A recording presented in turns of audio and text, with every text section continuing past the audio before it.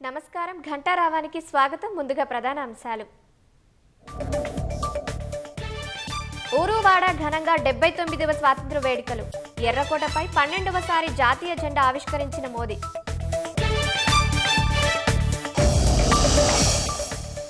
పాక్ అణు బెదిరింపులకు భారత్ లొంగబోదన్న ప్రధాని. ఎట్టి పరిస్థితుల్లోనూ సింధు జలాలు వదిలేలేదని వెల్లడి.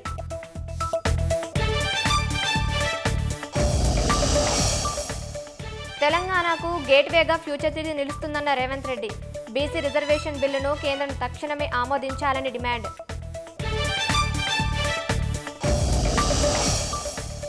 ఆంధ్రప్రదేశ్లో మహిళలకు ఉచిత బస్సు ప్రయాణం. అతివలకు ఇచ్చిన హామీని నిలబెట్టుకున్నామన్న చంద్రబాబు.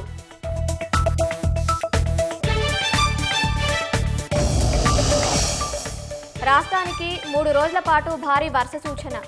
ఉత్తర తెలంగాణ జిల్లాలకు ఆరెంజ్ హెచ్చరికలు జారీ.